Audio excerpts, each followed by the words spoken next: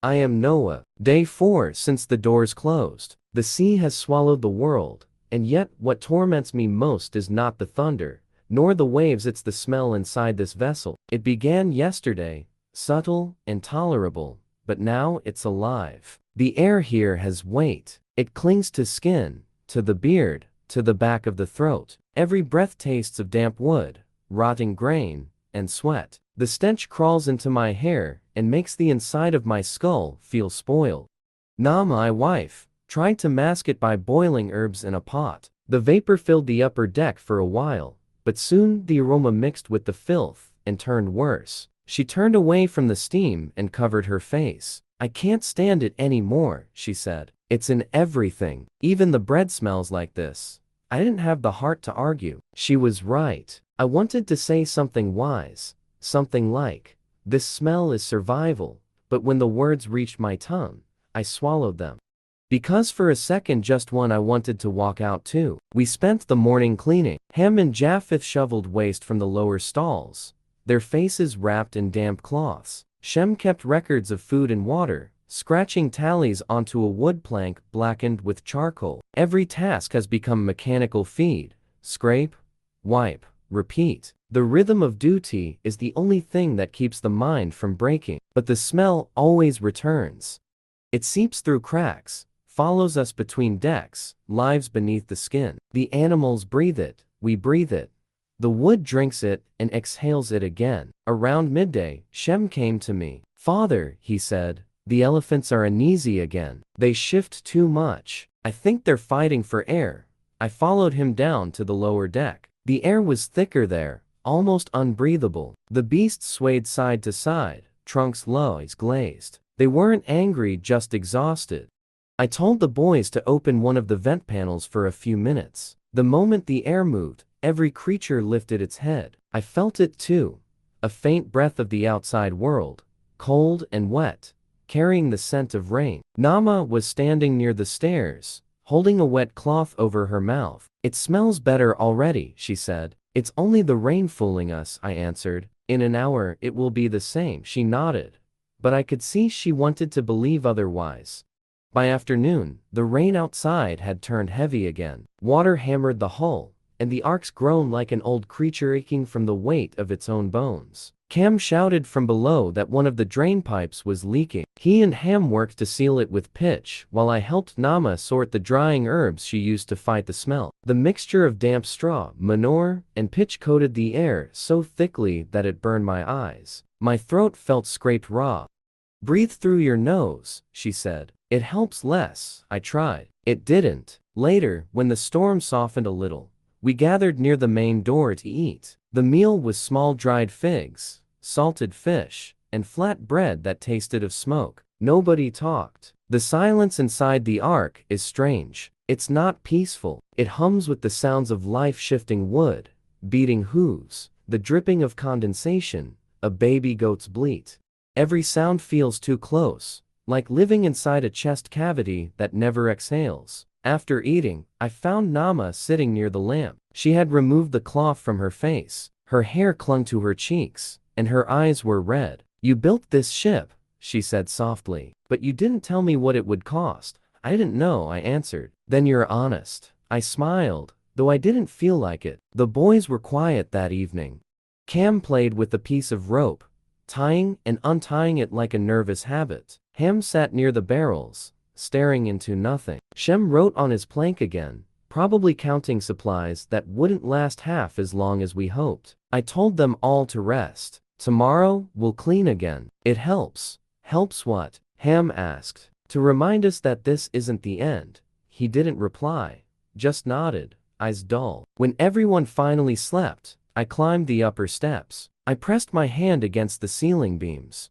The wood was warm, alive, almost breathing. The smell was strongest there. I thought of Nama's words again. "I can't stand the smell." I wondered if she meant only the air, or everything it represented: the confinement, the waiting, the endless repetition of survival. For a long while, I stood near the small vent we keep sealed most of the time. I loosened the rope and opened it just enough for a whisper of air to enter. The rain hit my face, cold and clean. I imagined stepping out, just for a moment, to fill my lungs with the world again. But I didn't. Instead, I shut the vent, tied the rope, and sat down beside the wood. The ark creaked around me, tired but faithful. The smell lingered, but the sound of my family breathing tired, alive, together was stronger. Tomorrow, tell them that. Maybe they'll believe it. Dawn did not brighten anything. It only rearranged the shadows. We woke to the same thickness in the air, a woolen heaviness that stuck to the roof of the mouth. The boys have begun to move like men who live inside a bell, slow, deliberate, listening to small changes in pressure that other people would miss. I split the work before talk could curdle into argument. Shem, inventory and air map. Ham, lower deck. Manure run. Ash and straw. Cam, hinges and ropes. Check every turn. Mark the ones that drink water.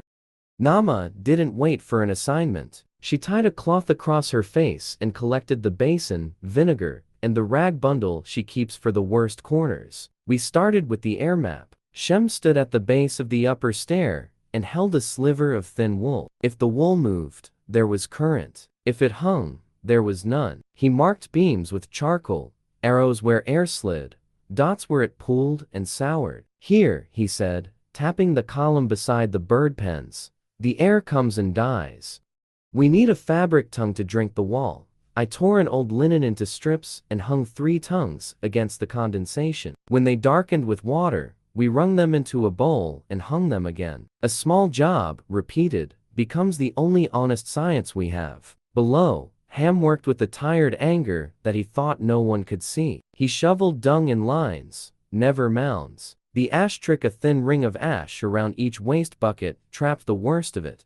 The smell didn't leave. It learned to stand a little farther away. Ham came up with a blackened forearm and said, "It's never done." "It isn't supposed to be," I answered. "If it were, we would have nothing to do." He snorted, but he didn't throw the shovel. That is victory enough for a morning. The horses had a bad hour when the ark rolled on a longer swell. The young one pawed his gate and knocked the latch twice. Cam hooked the short lead, counted out 12 slow laps, and spoke in the voice that works better than a whip, steady, low. On the 12th, the horse pressed his head into Cam's shoulder and took the breath we were all trying to take. "Stop at 12, I said. "Leave 1 calm lap for tomorrow. We conserve peace here like oil." The lions had their own conversations with the day. The male paced 2 steps, lay down, watched. "The bars are sound." I checked every pin, every hinge. The female blinked the long blink of a creature that accepts a room, because there is no outdoors to choose from. We added water to their ration. A quiet lion is a quiet hallway. Back up top, the birds kept the argument no one else dared voice. The doves fluttered at the repaired seam where the air smells like outside. They didn't slam against it, not yet. They peered, adjusted, peered again. Nama portioned grain in short intervals, a few drops of water over it so the beaks would work and the wings would not. "If the mouth has a job, the head has less," she said. She is right more often than I am. By mid-morning the pitch on the central beam sweated and left a dark tear. Cam cut the heat by shifting a mirror of dull tin to push lamplight away. "Less shine, less drip," he said. Shem wrote it down as if it were a law. "In here, a good trick earns a line and a place." We opened the vent according to the schedule we've learned to trust. 2 rounds of 10 breaths. I counted aloud for the first, and Shem counted for the second, so no one could accuse the other of stealing air. The breath of outside was cold, metallic. It tasted like the edge of a nail. It also washed a layer from the insides of our mouths.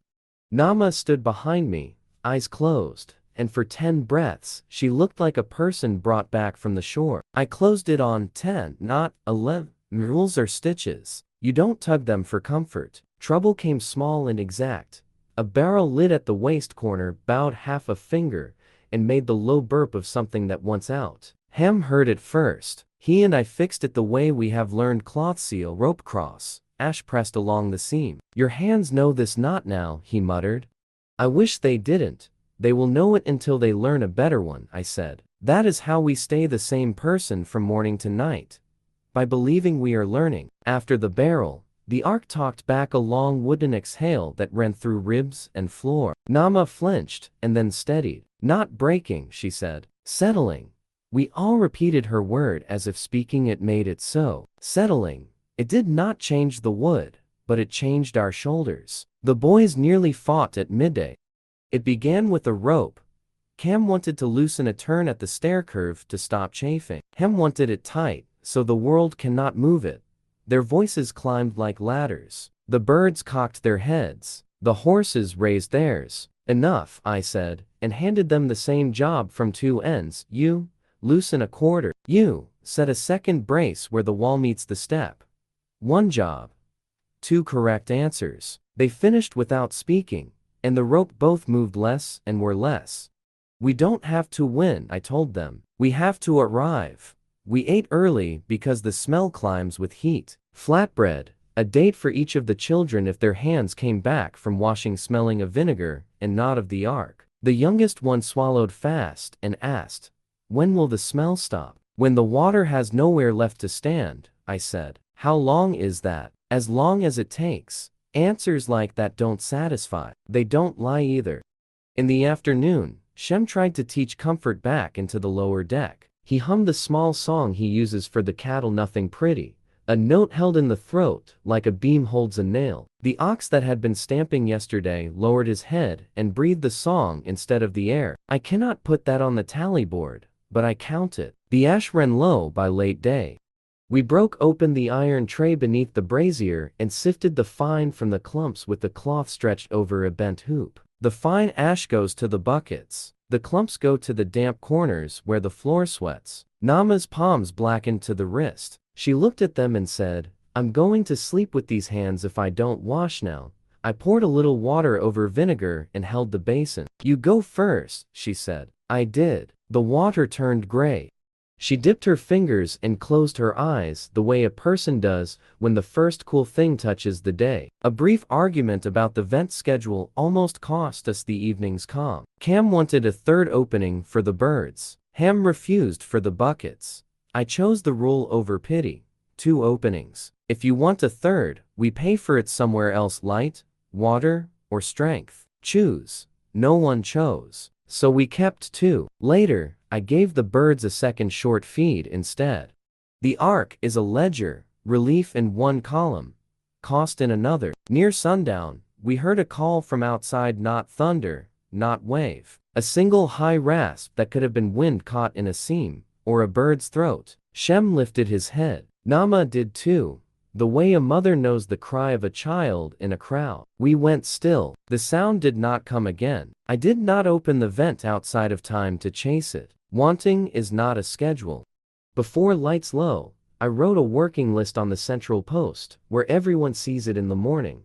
Hang 2 fresh cloth tongues by the bird pens at first light. Ash to all bucket rings. Check lids and add rope cross if bulging. Horses, 12 laps, stop. Save patience for tomorrow. Lions, add water to ration. Speak little, move slow. Vent, 2 times 10 breaths. No third unless we trade for it. Hinges on the lower west corner.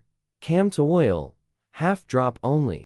Shem's air map, keep arrows clear. No basket storage near dotted corners. I tapped the post. The sound felt right, a dull certainty. The boys touched it after me. Even Ham, who hates lists, let his fingers rest a heartbeat longer than usual. Nama came last. She put her palm flat and left a print of ash there. "So we remember whose work this day was," she said. Night rose. The ark groaned once, the slow friendly kind, and then quieted.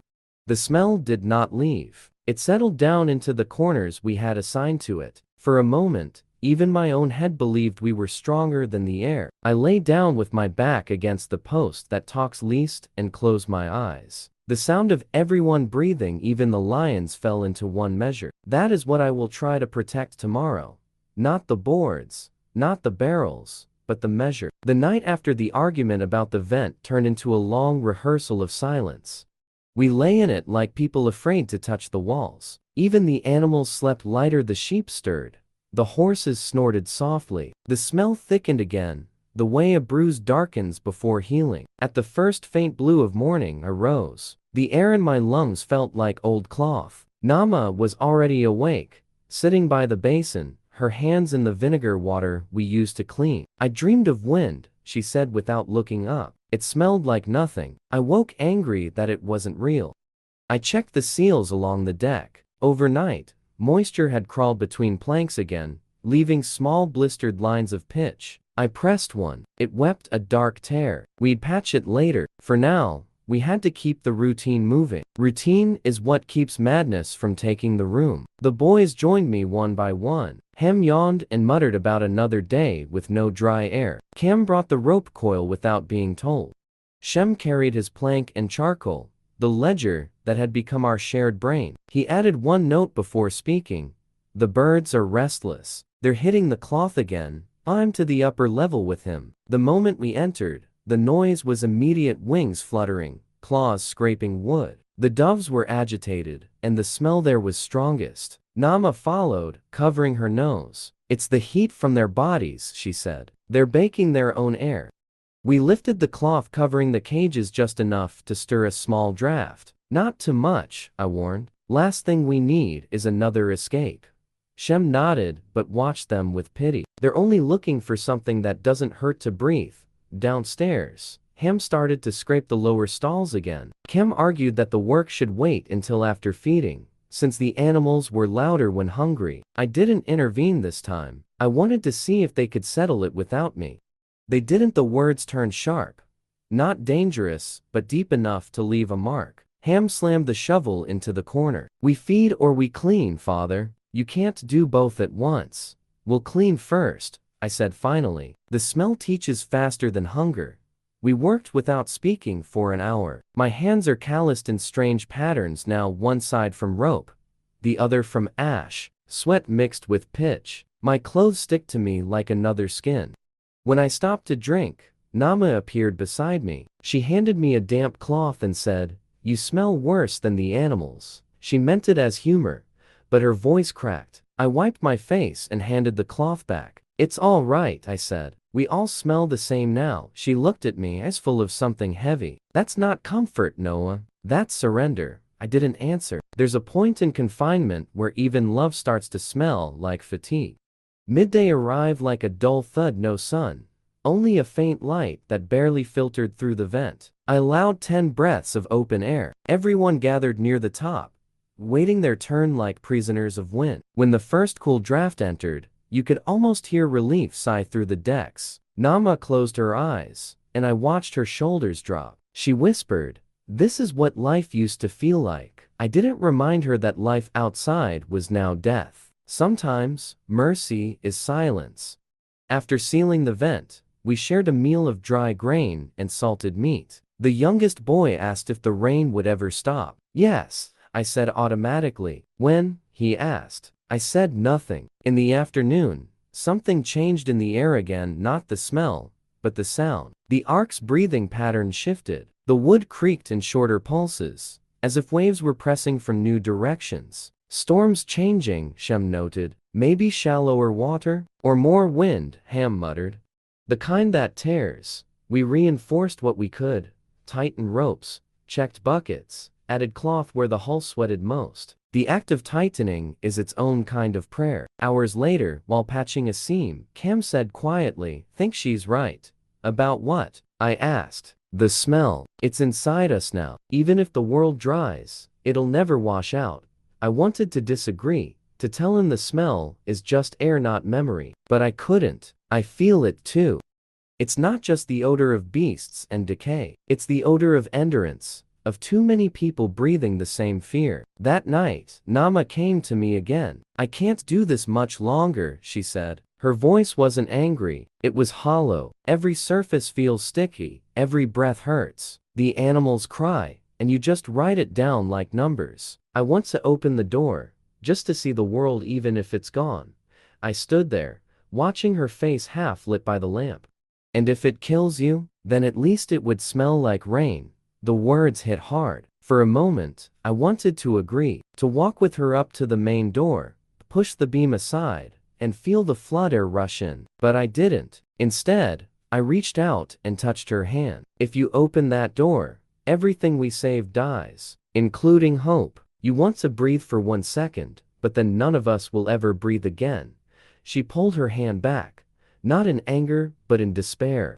Maybe that's fair, she whispered, and left. I stayed by the lamp, staring at the flame. The smell of pitch filled my nose again, sharp, acidic, relentless. I pressed my sleeve to my face, pretending it helped. Later, I walked the corridors alone. The animals slept, each in its small rhythm of breath and twitch. I envied them, they didn't question the stench. To them, this is just another cave, another storm. When I reached the upper deck again, I found Nama there, sitting against the wall near the vent. She wasn't crying, she just stared into the dark wood. I sat beside her without speaking. After a while, she said, "Do you think God can smell this?" "I think he can smell everything," I said. "Then maybe he'll remember we're still here." We stayed there until the lamp burned low. The smell didn't leave us, but for the first time, it didn't seem stronger than us either.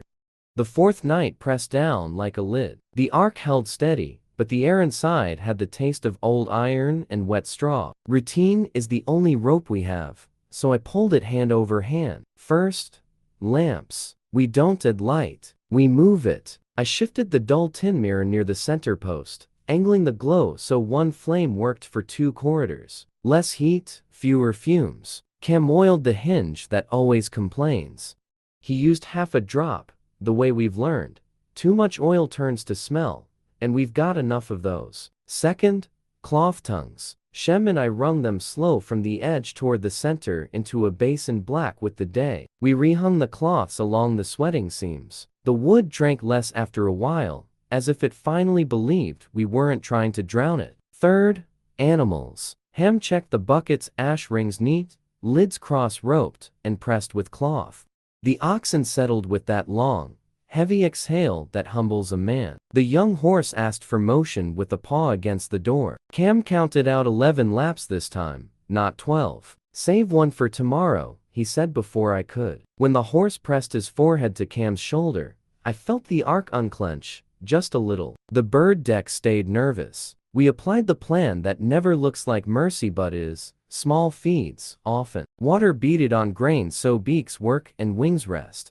Nama stood watch at the repaired seam. She didn't talk. She watched like a shoreline watches a tide, knowing it will come, knowing it will go, knowing neither answer is hers. I told Shem we'd vent twice 10 breaths each with the curtain ready in case rain drove sideways. He chalked it on the post where everyone can see. The children, wrapped in blankets 2 sizes too big, waited near the steps, noses already tilted toward the idea of clean. Nama kept her hands in her lap, thumb worrying a thread loose from her sleeve. We opened to the first 10 breaths. Air knifed through cold, metallic, then softened as it spread. I counted slow, steady. On 7, someone behind me laughed once, short like a cough, but it was laughter. On 10, I closed. No pleas, no bargaining. The rules stayed whole. Between rounds, I checked the seam below the vent. The rope had swollen a little with the damp. I pressed it with my knuckles, not soft, not failing. Cam pinched the free end and tucked it down so drips ran past the knot, not into it. Shem marked the spot with a small cross of chalk. "Track it," he said. He's learned that tracking a thing makes it simpler than fearing it. We opened the second 10 breaths. This draft carried rain. The drops found my eyelids, and I let them. Nama closed her eyes beside me. When I said 10, I felt her shoulders rise, then set. No protest. Just the sound of her accepting the shape of our air. The storm changed after midnight. You can hear it before you feel it. The groan of the ribs shortens. The pause between creek stretches. Waves slip under rather than strike. The ark began to float with a longer breath. I put my palm to the main post. A steadier thrum answered. Even the smell seemed to thin, not in truth, but in attention. Fatigue sometimes leaves room for mercy to sit down. Then the mishap. A barrel cornered itself loose from its wedge. It didn't roll. It sighed a wet, low complaint, and the lid lifted a finger's width. Hem caught it with both palms while I reached for the cloth. "Cross tie," he said, voice tight but level. We did the dance we've practiced. Cloth over the mouth, rope in a cross, ash pressed along the seam, a wedge reset under the curve. Cam stood by with the curtain in case the draft tempted the birds. Shem wrote the number of the barrel and the hour. The smell tried to punch and landed as a shove. It was enough to give us back the night. After, the boys stared at one another, and I worried the silence would turn sharp. Instead, Ham took the coil from Cam's hand and said, "Your turn's better on the back half." Cam let him take it. No contest, no victory speech. A truce made of ropes and breath. The children woke and wandered toward us, hair stuck to their foreheads. The youngest climbed into Nama's lap and pressed his nose into her shoulder. "It smells like you," he said, meaning safety. She stroked his hair. I watched her mouth soften into something not far from peace. We set a new small rule for the birds. During ventilation, one adult stands still in front of the seam, not to block, but to witness. The act of watching calms 3 species at once. Nama liked that rule. "A person can do that even when the air is bad," she said. "Stand still and mean it." Close to dawn, a sound threaded the wood, a brittle, almost musical scrape. Not danger. Frost of pitch where it shouldn't be. I warmed it with my thumb until it went from glass to gum and stopped singing. The ark resumed its older language of deep timbers and rope size. We took food in the quiet that follows a solved problem: flatbread, a mouthful of water each, dates cut in halves so the small ones could have 2 pieces even if it was only 1 fruit. When the youngest dropped his half and reached for another, Hem started to object. Nama cut her piece and gave that half to him without looking proud. "We are still ourselves," she said. "We act like it or we forget how." I went to the upper deck alone just before the light behind the rain thought about rising. The vent rope held. The seam did not shine. I put my ear near the mesh. From outside, rain like sand poured slow, wind that couldn't quite decide who it belonged to. From inside, animals sleeping at different speeds. My family in a ragged chorus that still managed one rhythm. I opened the vent a finger's width, not for air this time, but for imagination. 10 heartbeats. Then I closed it. When I came down, Nama was waiting by the post. She didn't speak at once. When she did, her voice belonged to both day and night. "I still can't stand the smell," she said. "But tonight, I didn't want to leave. Not all the way. Just for a second."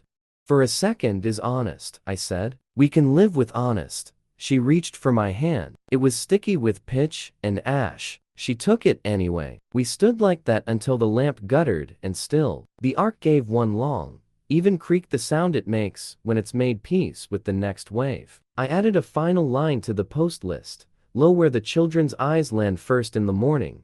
Breath is ration like food. Count it. Share it. It isn't poetry. It's a measurement that feels like mercy. I lay down by the quiet post and felt the ship take me, not as a prisoner, but as cargo. That matters. The smell did not leave. It folded itself into corners we chose for it, and we slept in the space we made. Tomorrow, we will do the same things. And if the sea changes its mind, we will change our hands and keep our rules.